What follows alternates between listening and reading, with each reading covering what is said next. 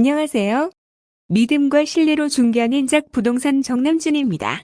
오늘은 쉽고 현명한 재개발 재건축 실무 강의 제34강 아는 만큼 돈 버는 종합부동산세입니다.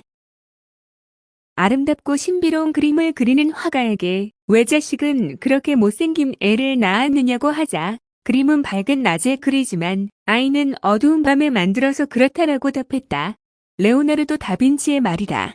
색법이 어려운 것은 설마 어두운 밤에 법을 만들어서일까? 그리스 철학자 헤라클레이토스는 말한다.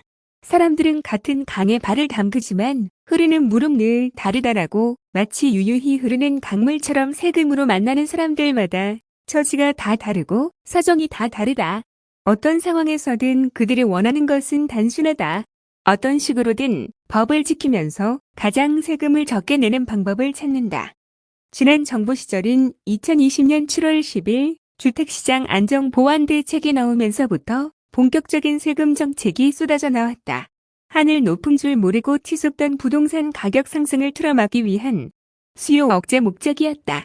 급하게 짓는 밥이 서리끼가 쉽듯 정책이 발표되고 하루가 멀다 하고 보완대책이 나오면서 정부도 국민도 각자의 상황에 빗대어 그 내용을 정확히 아는 사람이 없었다. 오죽하였으면 양포세, 즉 양도세 포기한 세무서라는 웃지 못할 용어가 생겼겠냐 말이다. 나 또한 세무 전문가가 아니므로 이번 장에서는 부동산, 그중에서도 주택과 관련된 보유세, 그중에서도 종합부동산세만, 그리고 취득세, 양도세에 관해서만 간략히 살펴볼 것이다. 아울러 입주권과 관련된 세금 위주로 조금은 심도 있게 살펴보고자 한다. 먼저 종합부동산세에 대해서 살펴보자.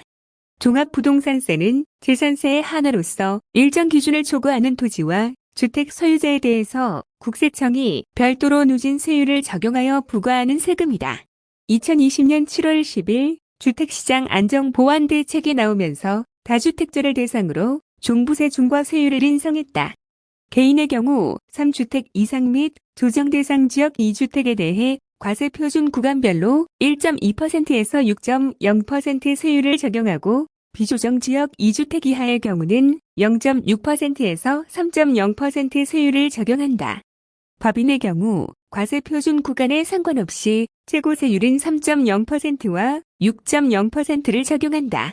뿐만 아니라 법인은 기본 공제 6억 원과 세 부담 상한, 즉 보유세제 개편으로 인한 급격한 세 부담 증가와 이에 따른 조세 저항을 완화하기 위해 한 해의 세금 증가분이 일정 비율을 넘지 않도록 상한선을 두는 제도를 적용하지 않는다.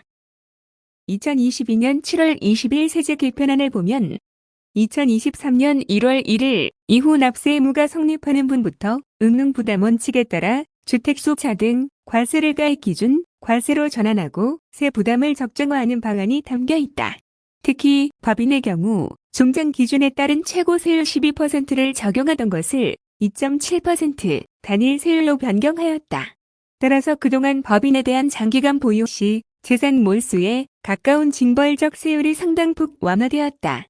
뿐만 아니라 일시적 2주택자에 대한 주택수에서 제외되는 주택의 종류에 대해 명확히 하였고 법인세 과세 표준 구간을 조정하는 한편 주택분, 종합부동산세, 세 부담 상한도 조정하였다. 이 밖에도 양도소득세 이월과세 제도와 중요자산에 대한 양도소득, 부당행위 계산의 부인 규정도 합리화하였다. 종부세 계산 방식은 과세 표준에다 세율을 곱하여 계산하는데 과세 표준은 공시가격에 합해서 기본 공제액을 차감하고 여기에 공정시장가액 비율을 곱해서 구한다. 기본 공제는 현재 6억 원이지만 9억 원으로 조정 예정에 있다.